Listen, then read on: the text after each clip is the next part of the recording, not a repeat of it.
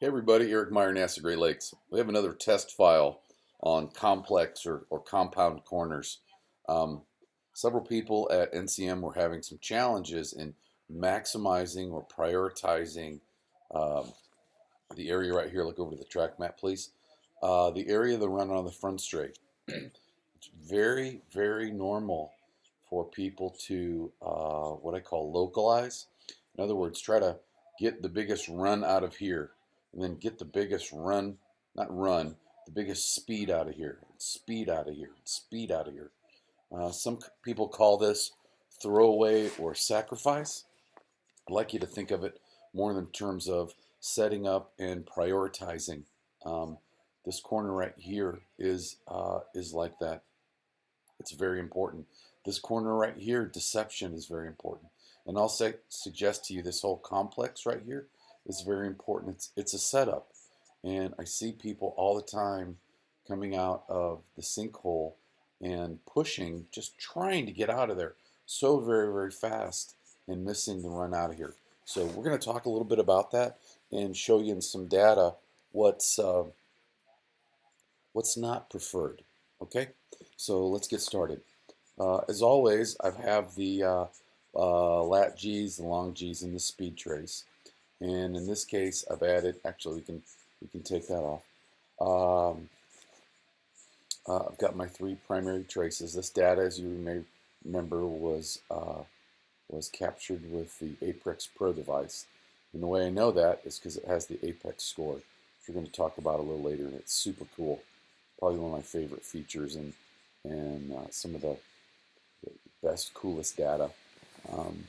John Santiago sent me something about ggplot or gsum, and there's a relationship there, but it's like on steroids. So this one right here is the total acceleration plot on steroids. Okay, let's get started. So we're going to drill down right here, and it's important to note that some features of good quality data allow you to not only just see where the cursor is on track, right, but allow you to do this. And my friend James Wheeler and Derek Mortland were able to see this and actually discovered this because they were curious and they started looking in the data. Because everybody knows a lot of people go to throttle early and they go to push. So we're going to look for that. Okay, let's get started. I'm going to grab this segment right here. And that's what this little guy right here, I'm going to grab and drop and do something like that. And then go right here. Okay, so take a look over at the track map. Right, here's what we're seeing. There's some GPS speed. We've seen some back and forth right here. And here we go. So we're going to open this up a little bit more, and I want you to see this. And it's not going to become apparent until you start thinking about this. And one of the benefits of looking at data acquisition is you look at it, and you look at your own data, and if you're comparing to yourself, you're saying, is that optimum? Is that good? I know this lap 4 is better than lap 7, but is there more there? Am I doing it right? Well, I'll suggest to you that comparing against the sort of the scientific or the concepts that are written in the books are what you want to do, and that when you have a good resource book to compare your driving to, you can literally stop, do some reading, right, and say, what does this mean? When you go to your book and you're open and you spend 5 minutes and you read and you come back and you address this, okay? I would suggest to you that that method of learning for data acquisition is going to get you better quality, because you're just not looking at this and looking for time or just discovering differences. You're saying to yourself, hey, what is ideal? What's the right thing to do? Okay? So we'll get into that a little bit later in a future video. So here's what I see right here. And I want you to take a look at this. And those of you who have driven NCM, you may know what this is. If you're a less advanced driver and you're newer driver, this might be harder for you to see. If you're driving this really well and you're catching people and you're getting a run down the front straight, which is down here, you know about this. If you don't, there's opportunity to improve. Okay, so here we go. Again, lat G, long G, speed trace. So we know that anytime that the cursor right here is above the 0 line, that there is a forward or positive longitudinal acceleration, right? See that value right there? It says, oopsie, I apologize. Try that again. Right there. That there's positive acceleration. Conversely, we know that down here is some negative acceleration or negative longitudinal G, and that we're slowing down. So those of you that are sharp are going, hey, I think I know what's going on right here. Right here, the driver is impatient, and they're going to throttle. That red line, which coincidentally is the fastest lap, actually has throttle and what looks like a lot of acceleration in an early apex, right? Because this is a very late apex corner. I'm going to remind you of this right here. And remember, sometimes these are off a little bit, but this is pretty darn close. The car should be over on this side of the track. And because it's not, we're impatient and we try to get out of this sinkhole very, very quickly, right?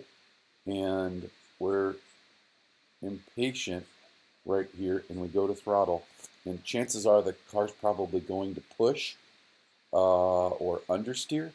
And look, it's going right toward the early apex. Do you see that? Look at the track map. It's going right there. Well, look what the driver does. The driver lifts or possibly even brakes. I doubt the driver brakes here. But we have negative acceleration. That is not good. That is not good. Why is it not good? Because this leads to a priority corner, right? This leads to a priority corner. You put that cursor back there where the car is decelerating on the front straight. And if you're a racer and you're getting passed down here, it's because you haven't learned this lesson. You're getting passed down here because you haven't learned this lesson. If you're a racer or a DE driver or even a time trialer and you're catching people right here, chances are you're doing this corner pretty well. So let's continue back here. I'm going to drill down so everybody can see this. Right? I'm toggling back and forth to this map. Remember, this can be offset just a little bit, right? The way the maps work, and this is in the Track Attack blog, is the line is spot on relative to itself. It has GPS data that X's and O's, ones and zeros that say should be right here from a GPS standpoint.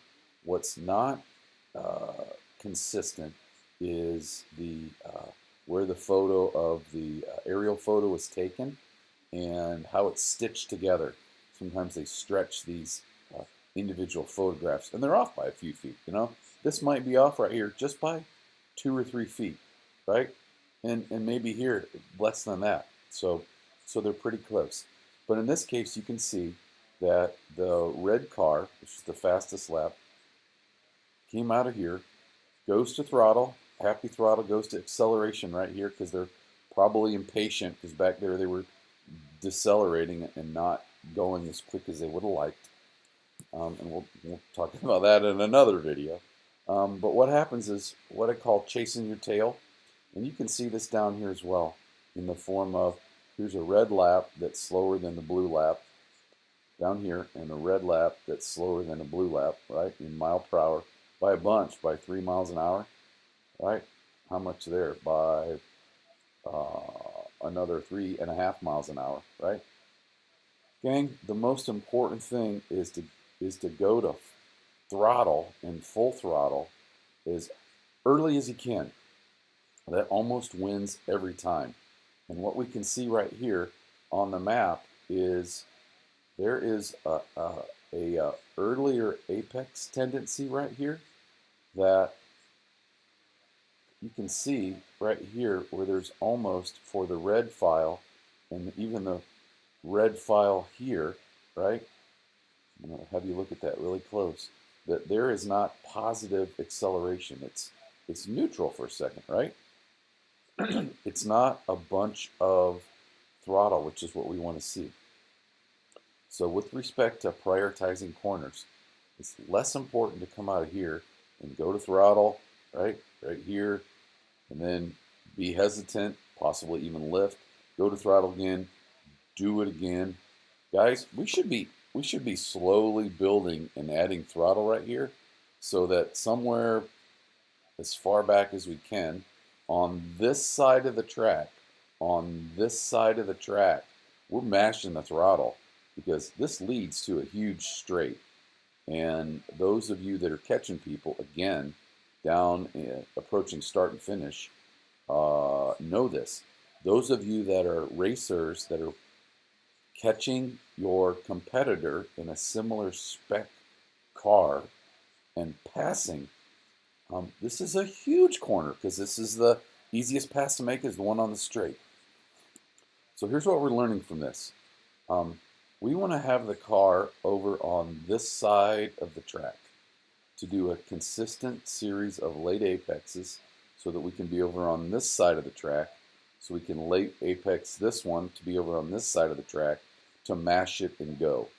And the lesson here is to drill down, not so much look at the track in this format, right? But to drill down on complex or compound corners to say, what line am I driving and how early can I go to throttle? And in this case, let's go back here a little bit, show some of the straight. In this case, we're back here. Now, I would offer for the driver to say, remember, you always want to leave your data analysis with one thing to try next time so you can compare. I would offer to this driver, hey, can we try this next time? Can you really late apex this guy and be over parallel to this side of the track right here, come around track out, really be hugging the inside, and take this super late to be on this side of the track, to take this late to go flat back here somewhere and really go flat big time. Let's see, there's some hesitation right in through here, right? It's not to full power. It's not to,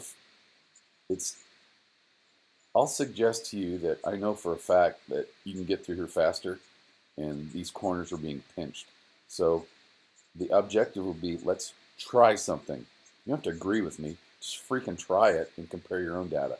Make this later, and start back here and say, how can I gradually add throttle to where I don't lift and I mash it? Start it back here, late it here, come on to the front straight, and I'll guarantee you'll add 2, maybe 3 miles an hour, which often will easily find you a half a second when you lead to a big long straight. So there you go. There's your lesson. Drill down and look at the lines prior to complex corners. By the way, this is also true over here. So if you have this issue over here, coming out of the sinkhole, it's generally that you're not prioritizing priority straightaways or priority corners. And I would look in this corner as well because this is the same scenario. You want to be farther over to the right, get late, go on the throttle, mash earlier. As a matter of fact, let's just look. Let's just look. See if my hypothesis is correct. I might be wrong. It's okay. But often if a driver has one tendency, they have it in more than one place. Let's see, where are we at on the track? There we are, right here. So let me highlight this little area right here. Go up here, and we're going to look for throttle. And what we see is, why is that guy decelling right there? Well, It's because he tried to maximize this corner right here. He's got to be patient and patient and patient and patient. He's not positively accelerating yet. Look at that. Patient and patient and patient. Guys, right there. I'll suggest to you, if we were to back this up and get the car over on this side of the track, that's a ton more throttle that you could go to. And I wouldn't be surprised if you're a couple, 3, maybe even 4 miles an hour faster right here. That allows you to lead all the way down this straight. Guys, this is way more important to boogie down into here and just get a little run right here. You're missing the concepts of how to drive fast. Excuse me, when you just say, oh, I've got to maximize this area through here. You're not getting it. You're not getting it. Did I mention that you're not getting it? So you got to prioritize these bigger runs. If you look right here, back in here, right? There's more ability to throw the car to the right, which is over here. Because this is straight. All the car's doing is going straight right here, and they're just doing hurry up and wait. Actually, the car's decelling, right? Get the car over to the right side of the track. Get it all ready to go. Get it all nice and settled. You don't have to slow it down, but generally what you do is lift, right, just so that the car will settle, and then go back to nice gradual throttle to go flat as early as you can. Your next problem will be you're bringing so much speed into here, you have to break a half marker or maybe 3/4 of a marker earlier. And if you're doing it right, you'll notice yourself going, holy cow, I'm in here too hot. That's a good symptom. It's a good symptom. You might also be hitting rev limiter, right? Ross Bentley talks about that all the time, where your RPM is, your shift point is, has to be earlier because you're going faster. That's a good sign. So there you go.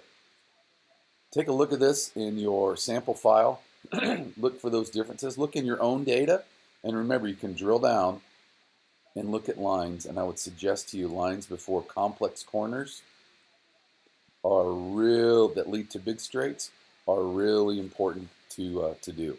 Mid-Ohio has one of these. Mid-Ohio has one of these. Where is it? Be thinking about it right now. Be thinking about it right now. If you know the answer, send me an email, or you have a guess, send me a Facebook private message for Mid-Ohio. If you don't know what it is, you have more time on the table. There's the good thing. So it behooves you to ask, and I'll be happy to share. I'm Eric Meyer. We'll talk to you later.